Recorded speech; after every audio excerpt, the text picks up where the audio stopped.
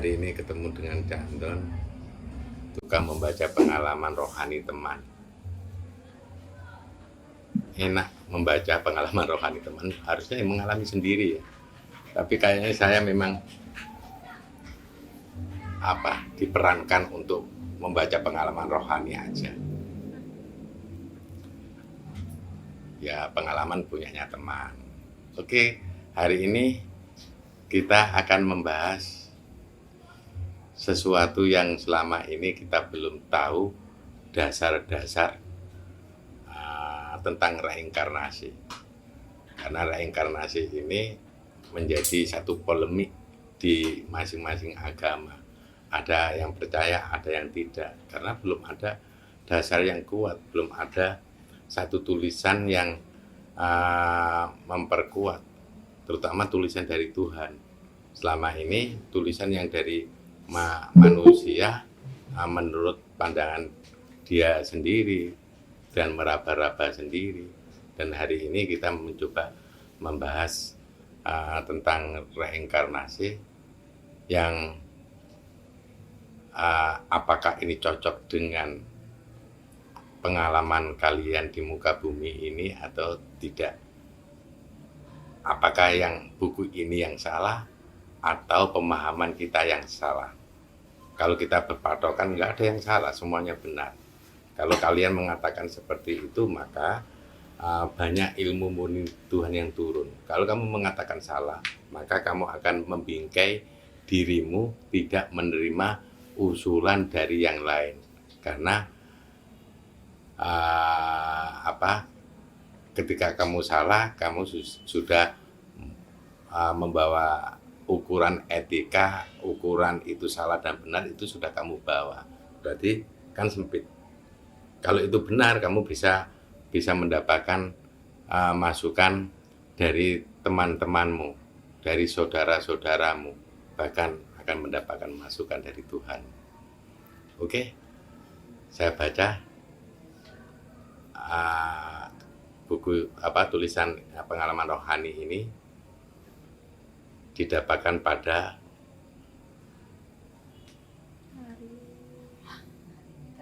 harinya nggak ada, cuma di ini 14 Desember 2021. Coba nanti dicek, kalau harinya bisa dicari sendiri ya.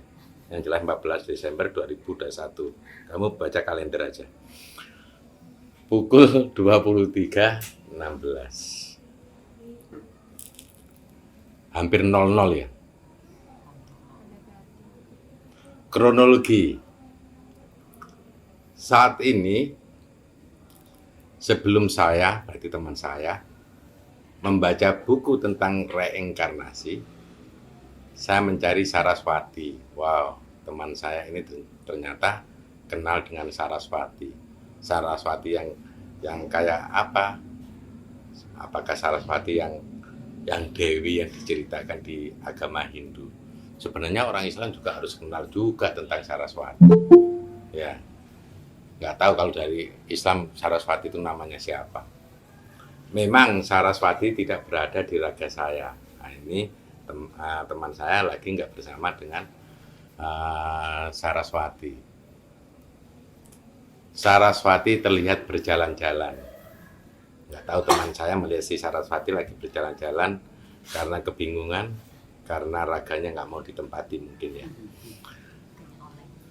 Atau raganya masih oleng, makanya Saraswatinya nggak mau masuk ke raga itu ya. Teman saya maksudnya, loh. Iya. Kemudian saya menyusul Saraswati itu. Saya meminta maaf kepada Saraswati. Wow, so sweet. Merasa bersalah juga ya. Kemudian saya menyusul Saraswati itu, saya meminta maaf kepada Saraswati karena belum bisa menjadi wadahnya yang baik. Itu sudah lebih baik itu, mau minta maaf.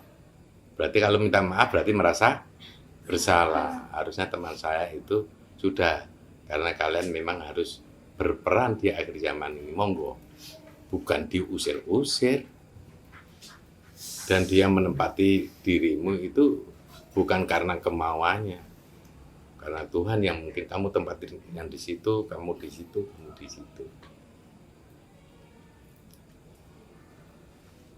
ini asik, orang Islam dimasuki nama Saraswati yang konon ceritanya itu di agama Hindu. Ada apa di akhir zaman ini? Masuknya kok ke orang Islam, tidak masuk ke orang Hindu. Atau Saraswati jenis yang lain masuk ke orang Hindu, mungkin boleh jadi. Saya ulangi lagi, kemudian saya menyusul Saraswati itu, saya meminta maaf kepada Saraswati karena belum bisa menjadi wadahnya yang baik. Tapi kali ini saya memohon bantuan, ngerpo-ngerpo teman saya ini, sembari ngusir. Ya. Tapi kali ini saya memohon bantuan ke Saraswati untuk menggali atau mencari tahu informasi yang sedang dibutuhkan Raga. Saraswati berhenti dan terdapat sinar yang masuk ke dalam raga Saraswati itu.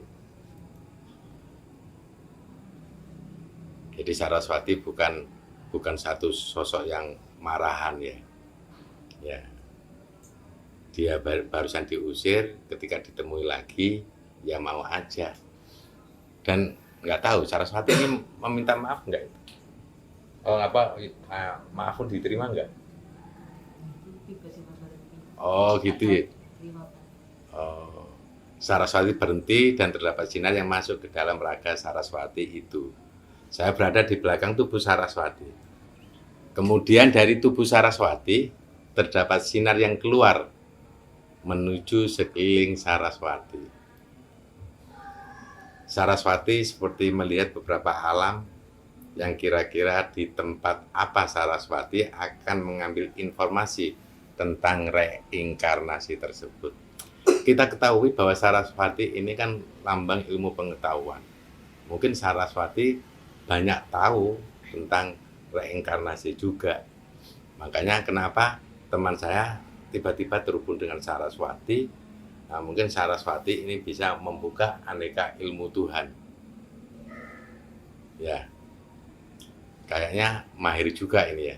Sepertinya dia sedang memilih-milih tempat. Siapa dianya? Saraswati. Saraswati.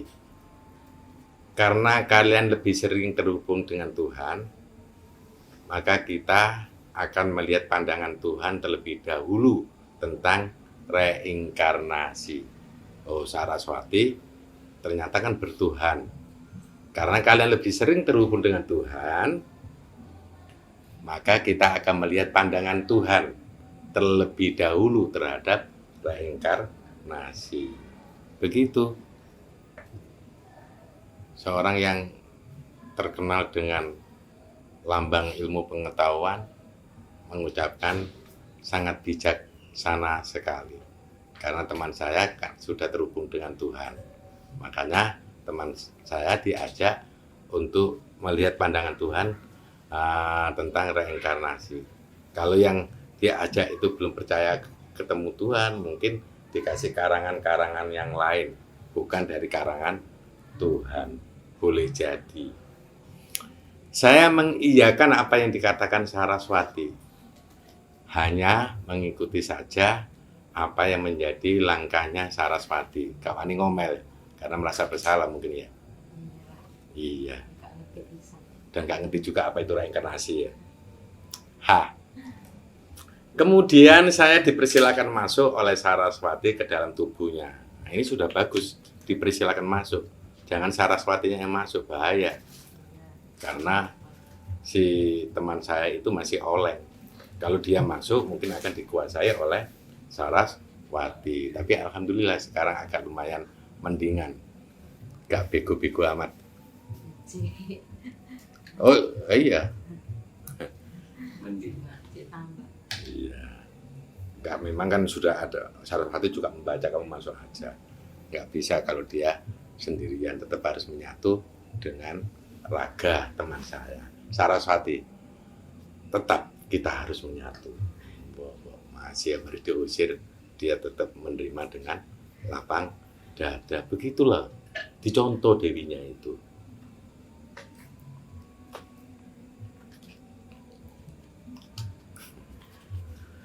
Enak, jenis moco itu enak.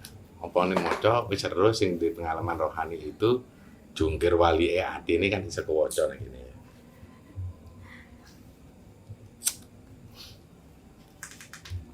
Masa memberikan omongan ini ceplok meneh?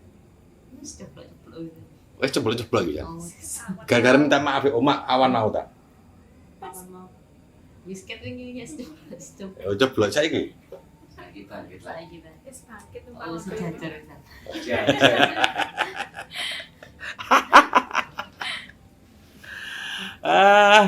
Oke, kita terus masih kronologi sayang. Jadi ya kontennya is guyon begini aja. Orang mau percaya atau tidak ya biarin aja.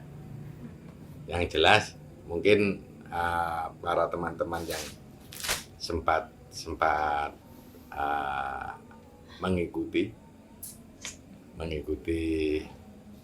cerita pengalaman teman ini mungkin sekaligus membaca bagaimana rasa teman saya untuk mencari satu tulisan ini. Jadi ada perkembangan rasa yang terjadi.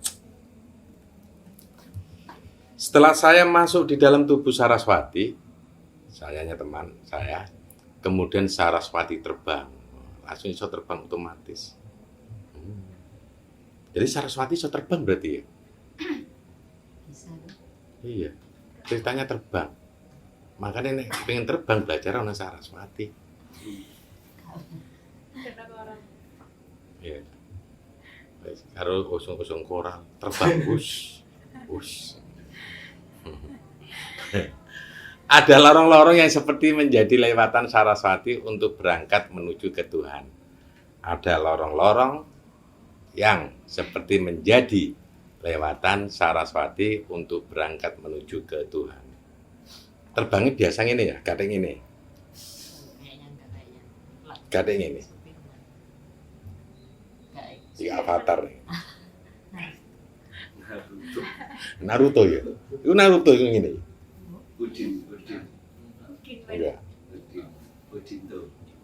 Alam Patimuran. Oh.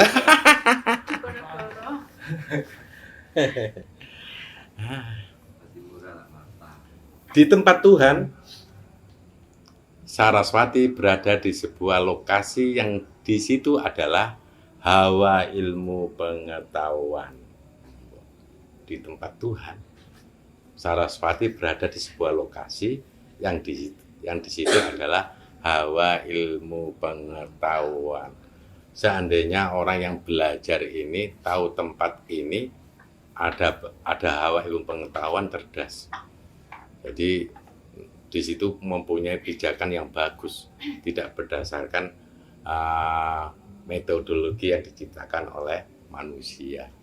Banyak rapuhnya. Karena metodologi itu diciptakan berdasarkan sebagian kecil data yang dia dapatkan. Kalau di hawa ilmu pengetahuan mungkin nggak tahu apa yang terjadi di sana. Wah, ini biar kalau mau S3 enak Bu Sulis. Golek nang kono nang hawa ilmu pengetahuan. Wis nanti bikin tesisnya di sana. Gitu. Ngabisin duit, Iya, ngabisin duit ya. Kalau di sana kan enak tengok-tengok tok ilmu teko. Wong jenenge hawa ilmu pengetahuan ya. Nggak tahu paling itu referensinya dari mana? Kok bisa menemukan seperti itu? Bingung juga ya. Bagi saya nggak bingung. Logis tidak. Bisa menjawab keilmuan di dunia tidak. Begitu. Ya. Saya menemukan satu konsep baru, gitu. Tidak berdasarkan data yang sempit atau data yang parsial di dunia ini.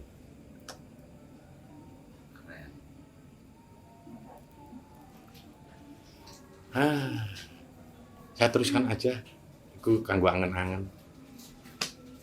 Kemudian Saraswati menyerap aneka ilmu pengetahuan yang ada di wilayah Tuhan. Bayangkan, bisa menyerap aneka ilmu pengetahuan apapun.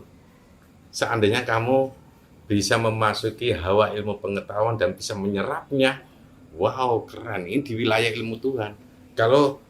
Kalau ini memang tulisan ini didapatkan dari hawa ilmu pengetahuan di wilayah Tuhan, maka kemungkinan ilmu itu kebanyakan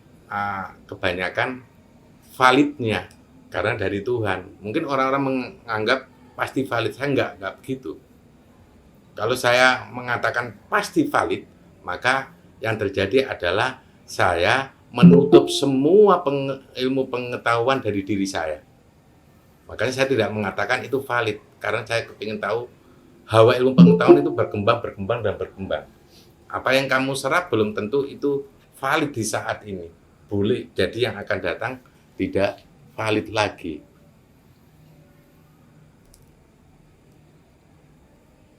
Kemudian Saraswati menyerap aneka ilmu pengetahuan yang ada di wilayah Tuhan. Wah, bisa menyerap.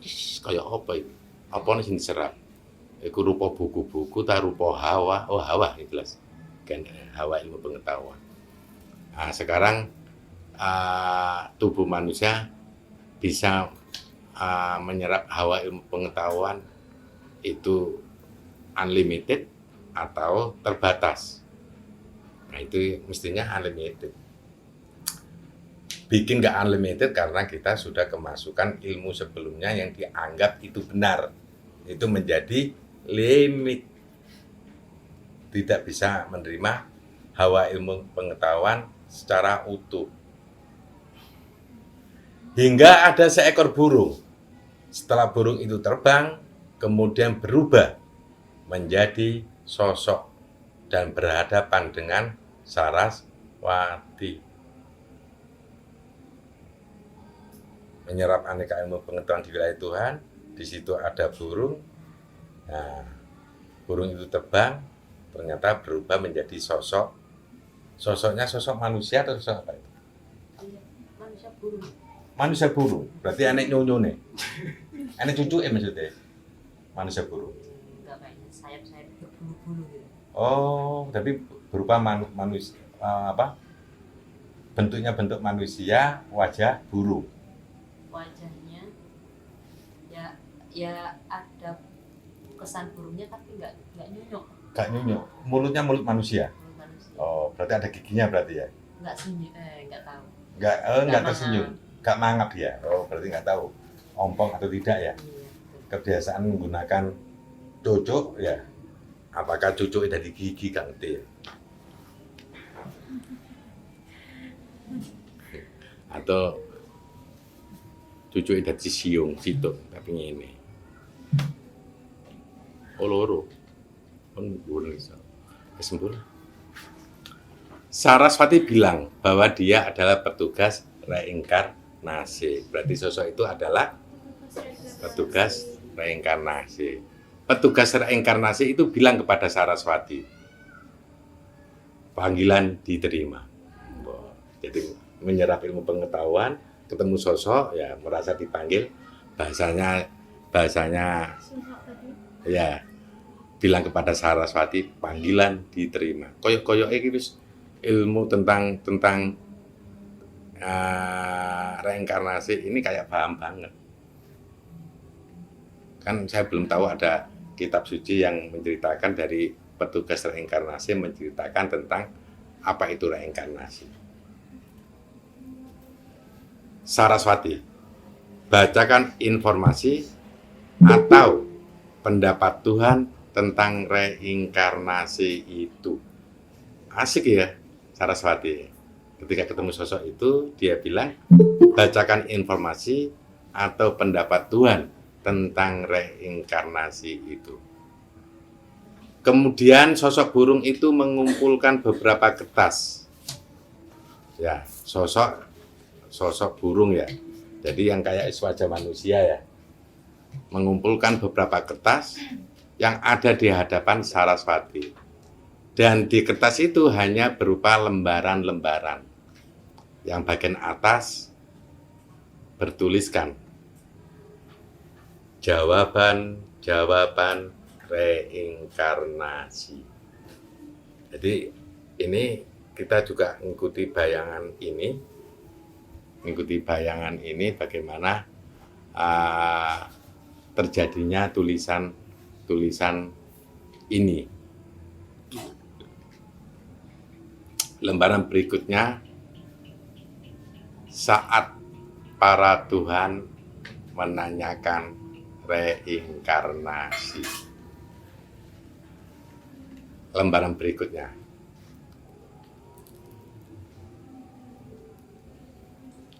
Di antara tokoh-tokoh yang mempersiapkan tentang reinkarnasi, para Tuhan ikut mendengarkan informasi atau jawaban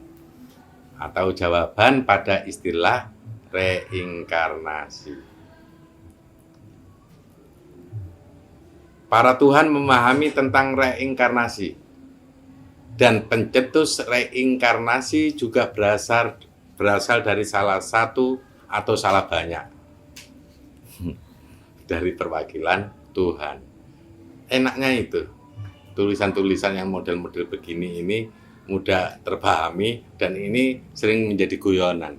Salah satunya adalah salah 2, salah 3, salah banyak. Nah, itu. Para Tuhan memahami tentang reinkarnasi, dan pencetus reinkarnasi juga berasal dari salah satu atau salah banyak dari perwakilan Tuhan. Di antaranya ya, Maha berisi, Maha kembali, Maha hidup, Maha mati. Kalau di antaranya mestinya ada campur tangan Maha yang lain ya. Karena ini yang utama ya. Kalau ini yang utama, Maha berisi, Maha kembali, Maha hidup, dan Maha mati. Para Tuhan melakukan pembahasan tentang reinkarnasi. Setelah tokoh-tokoh pencetus, ya bener kan? Para Tuhan melakukan pembahasan tentang reinkarnasi. Setelah tokoh-tokoh pencetus reinkarnasi telah memulai membuka dan membahasnya.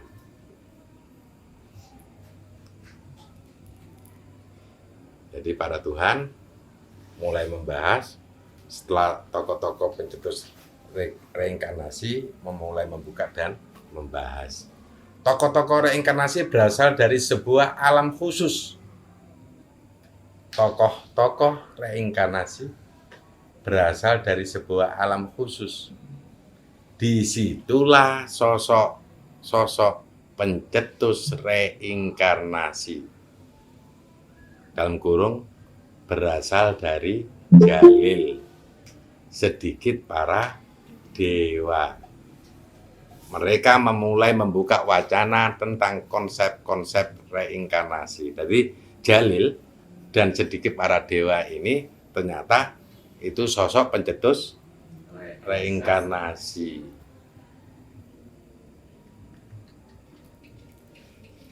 Namun kali ini setelah tokoh-tokoh tersebut melakukan sebuah perundingan atau membuka wacana, para Tuhan menyusulnya. Jadi ada ceritanya begitu kan ya. Para Tuhan kan baru menyusul kan.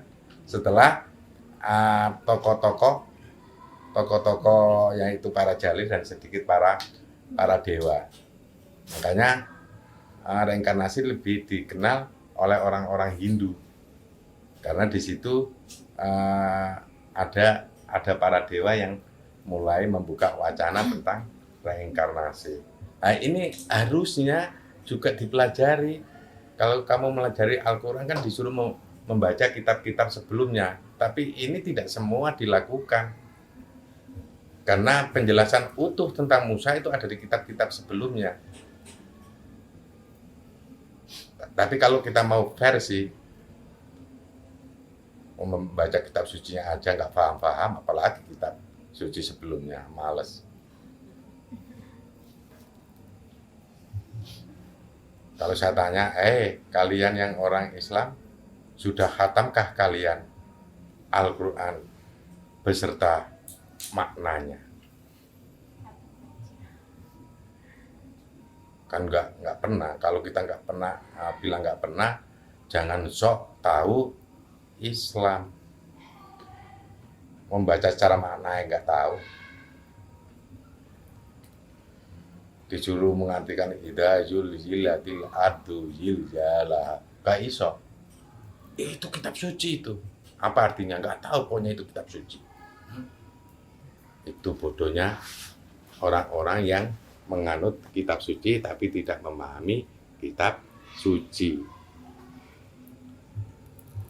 Makanya kalau memahami kitab suci Al-Quran harus tahu ilmu nahwu sorof minim itu, biar tidak menerjemahkan yang salah. Jangan pakai buka kurung, itu dianggap itu malah membiaskan arti yang sesungguhnya. Di Al-Quran ada buka kurung, buka kurung. Artinya terbitan Al-Quran dari tahun ke tahun berbeda-beda. Nggak tahu kenapa nggak ada tim khusus yang paten, yang tahu tentang keilmuan. Kalau dibuka kurung tutup itu berarti itu nggak ada di bacaan. Itu aja diarti-artikan. Akhirnya banyak memahami Al-Quran menjadi nggak sesuai dengan porsi yang dimaksudkan oleh Tuhan. Apalagi ada tafsir Jalalain.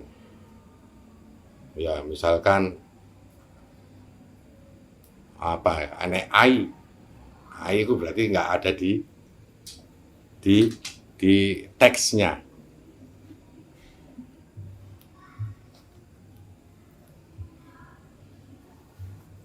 Di tafsir Jalalain. Tapi rata-rata yang dipakai ai dan ai. Jadi akhirnya didengarkan oleh orang lain, ai masa begitu sih?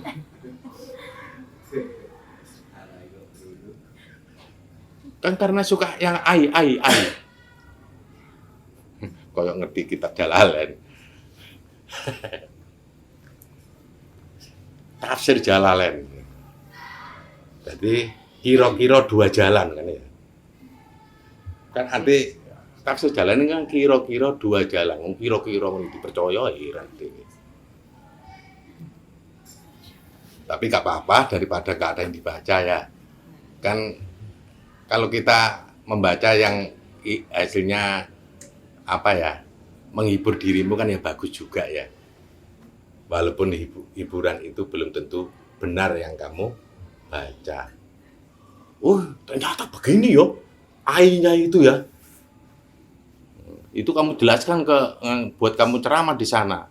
Ya akhirnya yang mendengarkan dilihat orang lain. Ai kok gitu sih pemahamannya? Begitu. Ini bahasa reinkarnasi ini. Kenapa kita larinya ke sana-sana? Ini gara-gara ini bisa membias ini, bahaya. Ini gara-gara ai tadi itu. Yang buka kurung. Para Tuhan juga diminta kontribusinya. Ingat, para Tuhan juga diminta kontribusinya. Ini artinya kalau kita mau cerdas, sampai Tuhan itu diminta kontribusinya. Artinya kalau diminta kontribusinya berarti nggak terlalu banyak kontribusi Tuhan terhadap hal-hal yang berhubungan dengan reinkarnasi. Berarti kalian harus memahami siapa itu si Jalil, siapa para Jalil itu. Kalian harus banyak melakukan perjalanan rohani. Tanya, siapa Jalil itu di mata Tuhan? Para Tuhan juga diminta kontribusinya untuk mensukseskan reinkarnasi apabila hal itu memang perlu diwujudkan. Kalau tadi judulnya yang awal-awal, apa awal-awal? Jawaban-jawaban reinkarnasi salah satunya ya. Apa? Saat para Tuhan menanyakan reinkarnasi. Sekarang baru menanyakan reinkarnasi, baru ada judul para Tuhan menjawab reinkarnasi.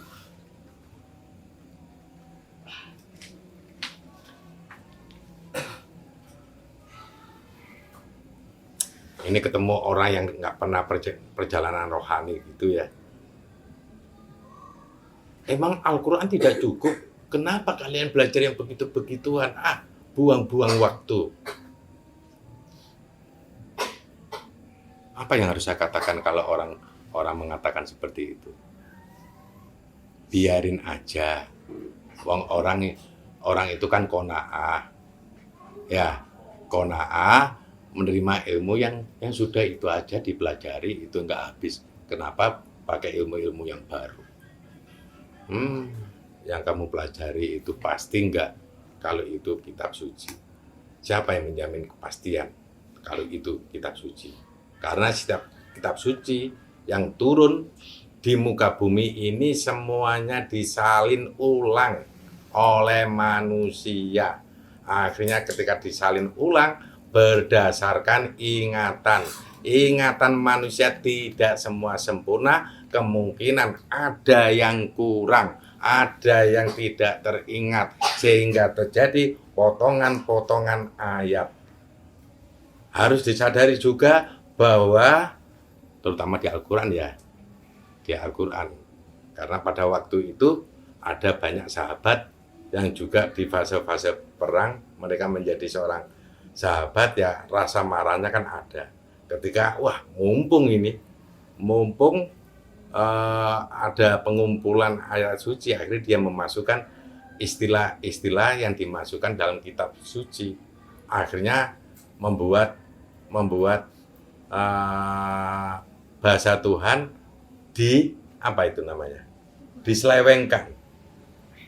Akhirnya ada kitab terlanjur dimasuk di kitab suci, waqtuluhum, dan bunuhlah mereka. Masa Tuhan bilang begitu? Nah, itu karena kemungkinan akibat dendam para sahabat waktu itu kepada orang-orang yang memerangi atau yang membunuh sahabatnya.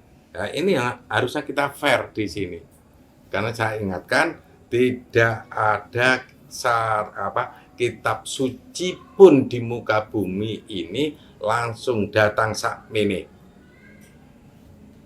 Al-Quran 30 juz sakmene ya. Atau kitab Alkitab. Akhirnya sekarang gegeran dewe-dewe. Wis kon tidak perang. Iki kitab suci ku wis boleh membunuh orang lain. Wah. Ini kan dadekno Tuhan ngeri ketika katanya sudah dipotong-potong atau ditambahi pemahaman oleh orang yang sok menghafalkan Al-Quran. Waktu itu ya. Makanya ketika saya terlahir, ternyata saya tahu kitab sucinya sudah tertulis begitu. Anggapan saya dulu kitab suci datang blek ke muka bumi dan Nabi Muhammad tinggal membaca begitu ya. Ternyata kejadiannya tidak seperti itu. Kitab suci turun berdasarkan masalah yang berkembang pada saat kehidupan Nabi Muhammad Sallallahu Alaihi Wasallam. Kalau orang Islam begitu mengatakannya, yang jelas Sallallahu Alaihi Wasallam. Kalau Isa alaihi salam, kalau Jibril alaihi salam juga. Kalau sahabat RA radhiyallahu anhu, kene mangan sing diarani sahabat itu ame wong lanang tok. Nek itu kan sahabati.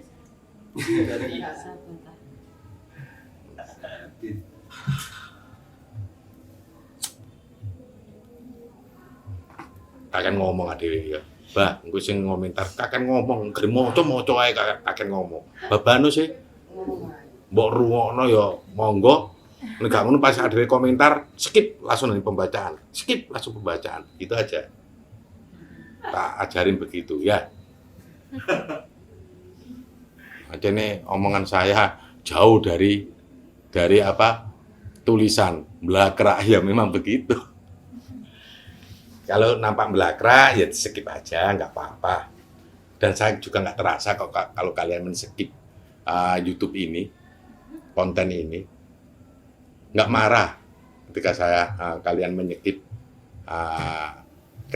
penjelasan dari tukang membaca pengalaman rohani orang.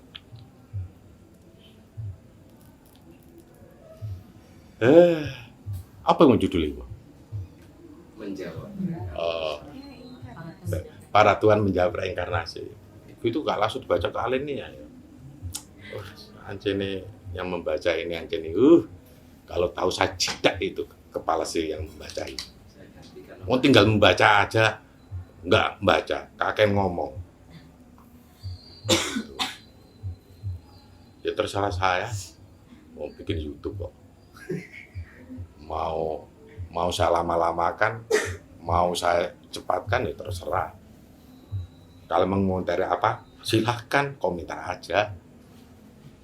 Apakah saya marah? Untuk apa marah? Kamu sudah punya mulut, punya tangan untuk menulis ya. Tulisan juga nggak sama dengan rasamu juga kan ya. Kenapa saya harus marah-marah?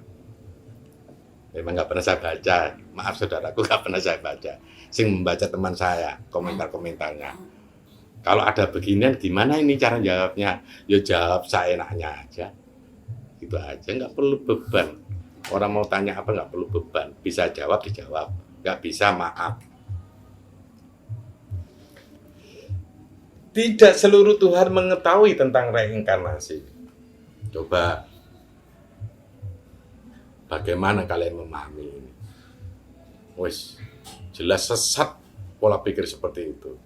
Nah, ini dapatnya tulisan seperti itu, bro. Ya, masa tidaknya saya buang seluruh Tuhan mengetahui tentang reinkarnasi. Kan saya gak fair. Tulisannya seperti itu kan. Tulisannya kan tidak seluruh Tuhan. Nah, ini harus kamu mulai terbuka mengetahui tentang reinkarnasi. Bahkan sebagian Tuhan saja belum mencakup memahami tentang reinkarnasi. Karena awalnya tentang reinkarnasi ini tidak dari Tuhan, ada tokoh-tokoh pencetus reinkarnasi, para jalil di situ. Nah, siapa para jalil? Cari sendiri. Hanya beberapa Tuhan yang mengetahui atau membahas hal itu dan dikabarkan kepada yang lain. Nah, ini loh. Menurut Tuhan ini mendapatkan kabar dari Tuhan ini. Tuhan ini dapat kabar dari Tuhan ini. Tuhan ini dapat kabar dari Tuhan ini. Coba yang ke-10. Akhirnya kan pemahaman tentang reinkarnasi menjadi terpotong banyak. Memang saya nggak pernah ngetes seberapa hafalan Tuhan tentang memahami sesuatu. Kan belum ada alat hafalan Tuhan itu baik atau tidak. Iya, perlu dites. Kan nanti kan dikabarkan, oh dia sudah tahu tentang ilmu reinkarnasi, ngomong sembarangan ke sana. Akhirnya dipahami oleh orang yang sembarangan juga. Akhirnya dipahami orang banyak. Reinkarnasi adalah seperti itu, padahal itu dia dari orang keberapa. Sudah kamu aja, misalkan saya ngomong sesuatu, ayo coba ceritakan ke sana. Enggak sama. Tapi itu akan bisa sama karena alamnya sudah berbeda. Cukup bawa HP aja, kamu akan bisa menirukan persis apa yang dikatakan orang itu. Enak sekarang. Nah, Tuhan waktu itu pas ngomong kan nggak ada HP-nya. Nah, harusnya tulisan itu nggak akan salah. Waktu itu kalau Nabi Muhammad ngomong direkam. Kan nggak ada cerita begitu. Di YouTube kan. Jadi kebenaran cerita itu memang benar-benar ada. Nggak ini biar zaman Nabi Muhammad ada YouTube. Nggak akan orang itu menerjemahkan Nabi Muhammad itu salah. Akhirnya kan banyak cerita-cerita agama sudah diselewengkan demi kepentingan penguasa-penguasa sebelumnya. Seperti itu. Nah, untuk mengetahui reinkarnasi harusnya seperti itu, saudaraku. Ngapain saya kok lari-lari ke Nabi Muhammad? Emang sejarah Nabi Muhammad ada yang diselewengkan? boleh jadi. Kan saya boleh jadi berarti nggak memastikan. Ya, karena kalau saya memastikan, saya bisa dituntut, dilaporkan Pak Polisi. Kan saya boleh jadi. Kan saya kan meniru kalian yang suka belajar tafsir. Ya, tafsir kan ya kira-kira, kan saya juga kira-kira. Wong namanya kira-kira ya nggak ada yang salah, wong kira-kira. Kayak salah, oh iya memang perkiraan saya salah.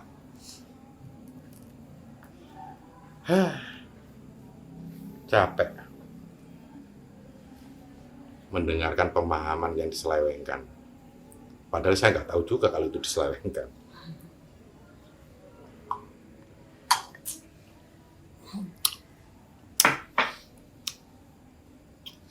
Ini orang banyak menunggu buku tentang reinkarnasi.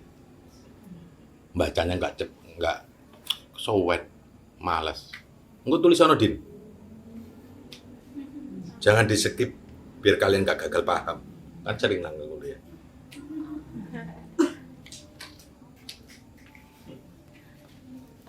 Dibalik Din. Skiplah biar kalian gagal paham. Diganti. Jangan di-skip kan.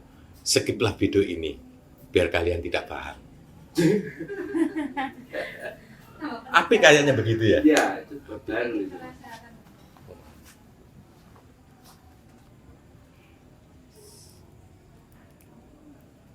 Ide apa? Asal usulnya para tuan merasakan adanya konsep ciptaan-ciptaan mereka yang belum dikatakan berhasil saat menjalankan sebuah penugasan. Asal usulnya begitu. Tidak semua konsep Tuhan ya yang berupa ciptaan itu bisa dikatakan berhasil saat ketika dia turun ke Tuhan. Berarti ciptaan itu sebenarnya petugas Tuhan. Kan menjalankan sebuah penugasan. Waduh, gak berhasil. Nah, itu ada yang gawe meneh ta? Tas ikut diturunno meneh. Nah, itu nanti ada ceritanya. Mau bikin lagi yang baru atau petugas yang lama diturunkan lagi. Atau petugasnya minta diturunkan lagi karena nggak puas menjalankan penugasan dari Tuhan. Kan ada begitu juga. Menurut Tuhan, mereka sangat mempunyai andil yang penting atau pengaruh yang baik bagi bumi atau alam. Mereka itu siapa? Para yang direinkarnasi, para yang ditugaskan. Yang diciptakan Tuhan. Makanya manusia diturunkan ke bumi ini mempunyai andil yang penting atau pengaruh yang baik bagi bumi atau alam. Ciptaan-ciptaan Tuhan. Tidak hanya manusia. Namun mereka akan berganti dengan raga yang baru. Karena raga yang lama belum dapat berfungsi dengan baik. Para Tuhan akhirnya membuka pengamatan terhadap konsep-konsep ciptaannya. Ternyata ciptaan-ciptaan yang telah kembali kepada Tuhan masih ingin ditugaskan ulang oleh Tuhan, menyempurnakan tugas atau pekerjaannya selama dia dihidupkan. Ada permintaan dari ciptaan untuk diturunkan kembali.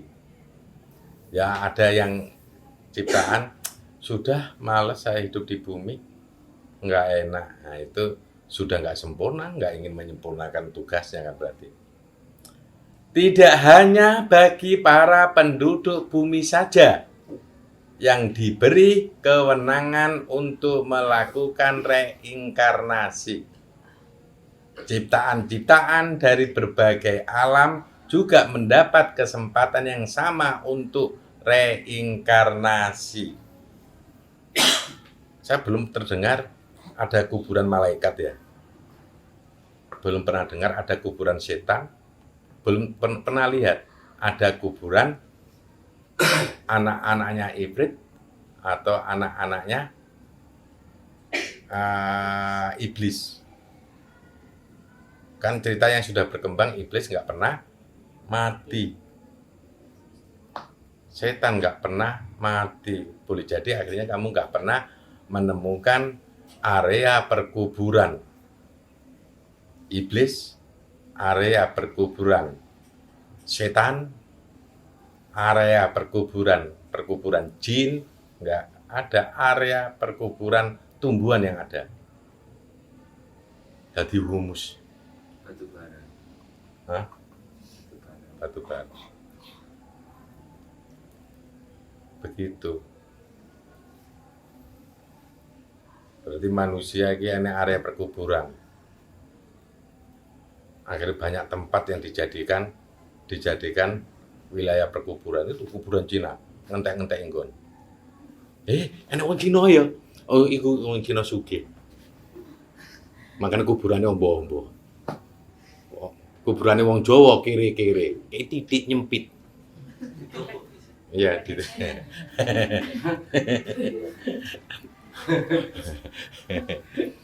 Aku delon enek bom Cina, kuburane sakmono mboe. Hanya untuk ras Cina. Ras Jawa gak boleh masuk.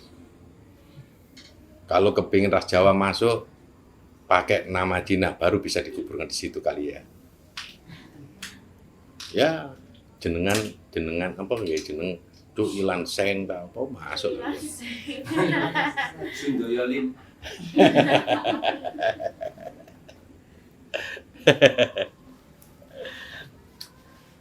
Saudaraku, saya tidak benci Cina. Cina itu manusia.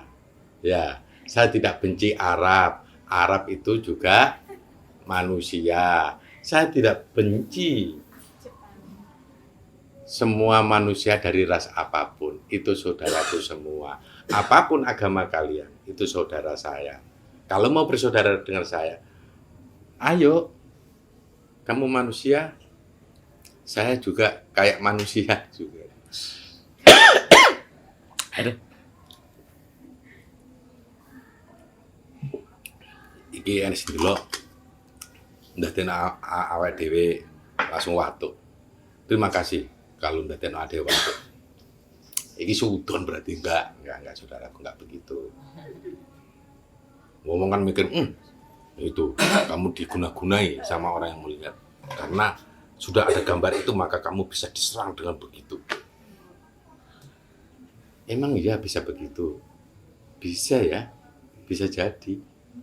Kayak Ningsih Tinampi, akeh musuh ya. Tapi Ningsih Tinampi tegar-tegar aja. Lanjutkan perjuangmu sih. Kalau itu baik, lanjutkan. Kalau itu maha baik, apalagi lanjutkan. Biar kafilah berlalu. Oh, anjing. Kuali ya? Anjing menggonggong. Kafilah berlalu. Berlalu aja sih. Walaupun ada banyak anjing yang menggonggong. Lah apa kita ngomong apa Ningsih Tinampi? Sudah urusannya Ningsih Tinampi dengan kebaikannya. Iya. Itu ilmu Tuhan yang sudah disampaikan langsung melalui Ningsih Tinampi. Boleh jadi seperti itu. Gak usah irilah dengan Ningsih Tinampi. Jose. Padahal dia gak kenal kan Ningsih ruin aja YouTube dok. Saya ulang lagi. Begitu ceritanya ya. Jadi ada ciptaan mempunyai kesempatan yang sama walaupun ada di langit atau di alam manapun mempunyai kesempatan yang sama untuk reinkarnasi. Asalkan reinkarnasi mempunyai banyak kriteria. Mengapa seorang ciptaan memang penting untuk dilakukan sebuah reinkarnasi. Reinkarnasi berbeda dengan penciptaan Maha Pencipta. Dalam kurung, yang bisa jadi Maha Pencipta memodifikasi ulang ciptaan-ciptaan sebelumnya. Reinkarnasi adalah jiwa murni yang akan kembali dalam wujud atau raga yang berbeda di bumi atau alam. Itu jawaban para Tuhan tentang reinkarnasi.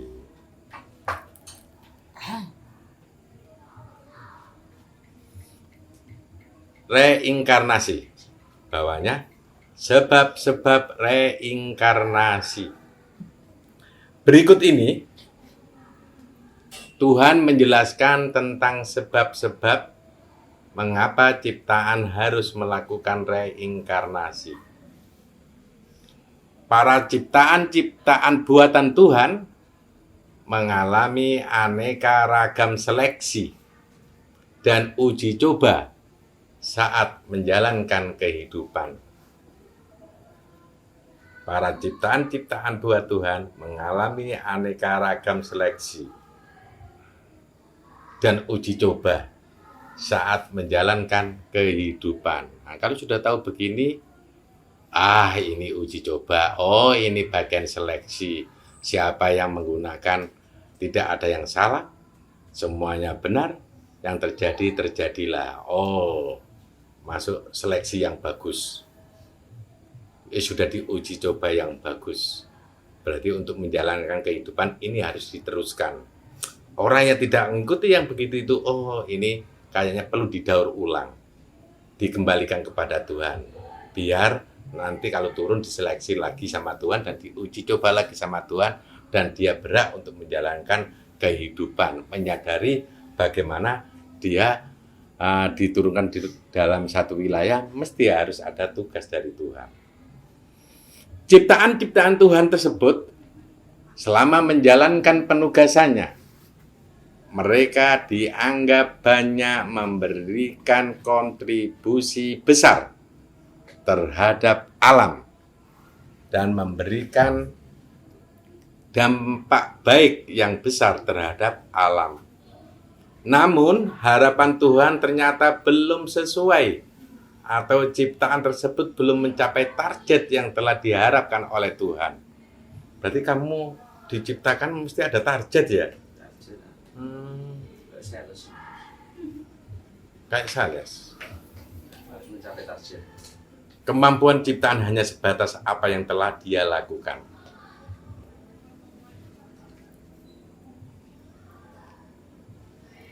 Ciptaan. Kemudian masa manusia atau masa yang diberikan Tuhan kepada mereka telah habis. Ini batas waktunya berarti ini.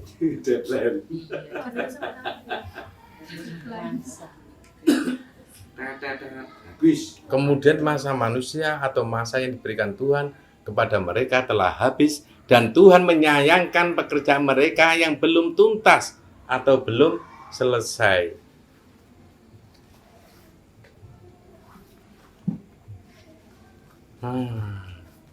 Begitu rupanya.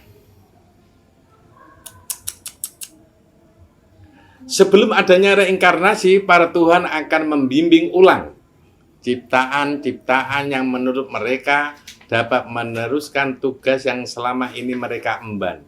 Jadi ada ciptaan yang dibimbing ulang, ada ciptaan yang masuk daur ulang. Ada.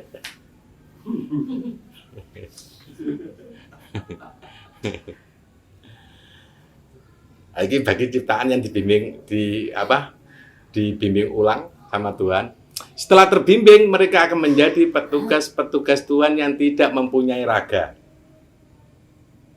Dibimbing ulang, ya misalnya bapak-bapakmu dianggap api, dia dibimbing ulang, nangkunu tanpa menggunakan raga, bisi awakmu. Bisa melalui mimpi. Tadi malam saya ketemu bapak. Berarti bapakmu tandanya dibimbing ulang sama Tuhan.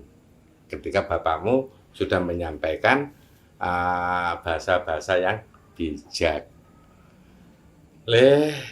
Nduk, ternyata urip nang donya iku kudu ati-ati. Awakmu urip nang donya itu kudu njalano tugas Tuhanmu. Makanya nek kepingin jalan tugas teko Tuhanmu, temonono Tuhanmu, Ngger, nduk, anakku, cucuku sing imut-imut, ya ojo lali awakmu mudhun nang donya minangka awakmu iku ana tugas teko pangeranmu. Saiki ndang berangkat nang pangeranmu. Cek tugasmu iso sempurna oleh awakmu urip ning alam donya. Begitu bapaknya mungkin. Ada bapak apik, bapak yang sudah dibimbing Tuhan itu. Wis donya iku le ndadekno awakmu adoh ambek pangeran.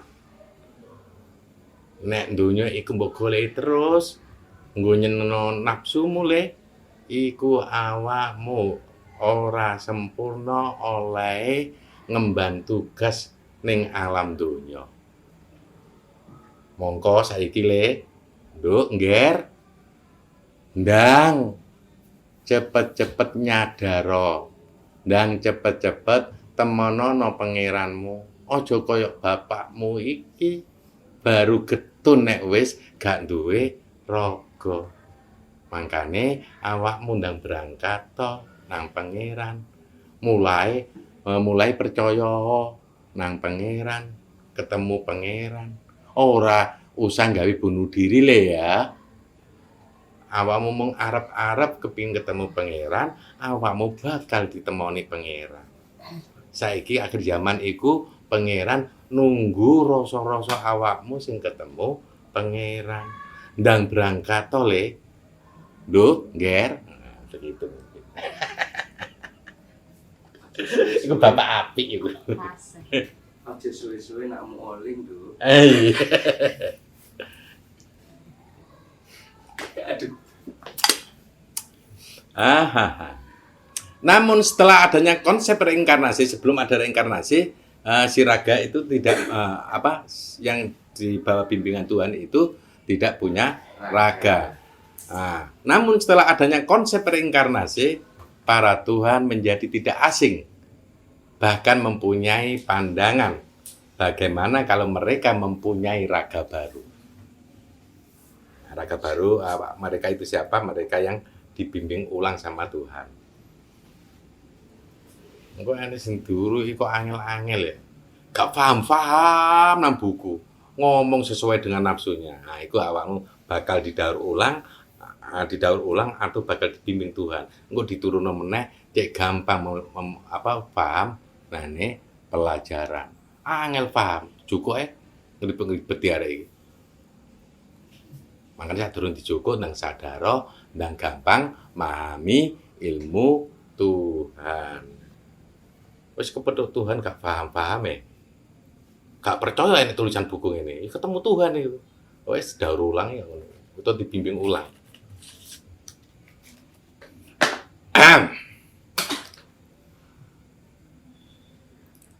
Konflik terus, gak mari-mari.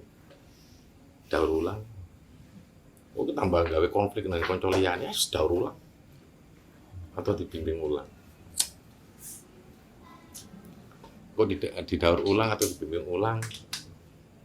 Terus kadung cita-citaku engko nek kate mati kok aku medeni wong Mau dibimbing pengiran kok kudu medeni wong. Yo ana model kok.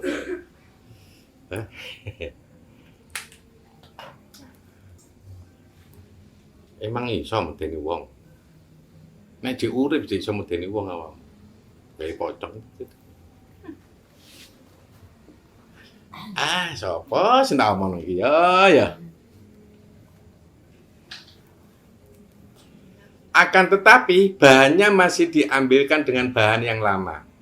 Maha Pencipta sebenarnya sangsi atau ragu atas usulan tersebut. Menurut Maha Pencipta, apabila ada sesuatu yang lebih baik, mengapa tidak menggunakan hal itu? Mengapa harus menggunakan benda lama atau konsep lama? Loh, Maha Pencipta begitu Makanya banyak ilmu-ilmu yang sudah turun dan dianggap kitab suci ya Maha Pencipta awalnya begitu. Nah, ini kan pikiran lama. Ya, akhirnya gak percaya mbek reinkarnasi wong Maha Pencipta ngomong ngene. Golek ono arek. Yo ta. Nek kadung ditulis nang kene. Iku sadar tak gurung itu. Ya, apabila ada sesuatu yang lebih baik, bener ngomongnya ya. Mengapa tidak menggunakan hal itu? Mengapa harus menggunakan benda lama atau konsep lama? Ya bener aja nih. Nggak bisa nyarek, tak inovasi. Nek iku gak api tak inovasi ini tak empel-empel nih. Tak dadekno bahan. Maha Hidup menyampaikan bahwa Maha Pencipta bisa memodifikasi ulang ciptaan-ciptaan tersebut. Akan tetapi perasaan ciptaan mereka masih ingin melanjutkan tugas dan mereka memohon sebuah permintaan kepada Tuhan untuk ditugaskan kembali. Ini kan menjadi dilematis. Ciptaan kepingin ditugaskan kembali di alam atau di bumi. Itu menurut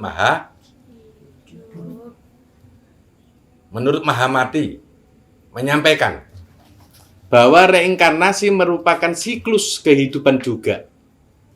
Maha Pencipta bukan membuat raga dengan konsep yang lama.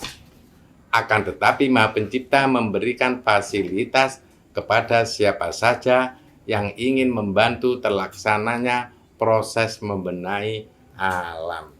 Itu kalau Mahamati mempunyai pendapat seperti itu. Reinkarnasi itu juga siklus kehidupan juga. Nah, misalnya digathuk sampai kemampuan Maha Pencipta piye? Begitu. Ya, Maha Pencipta memberikan fasilitas kepada siapa saja yang ingin membantu terlaksananya proses membenahi alam. Karena reinkarnasi ini boleh jadi bisa dipandang benar kalau itu benar-benar hasilnya bisa membenahi alam. Saudaraku, segitu aja, nanti ini masih buahnya. Nah, ini sesuatu yang baru buat saya, makanya saya imit-imit. Ngerti imit-imit? Titik-titik. Dihemat. Ya dihemat aja.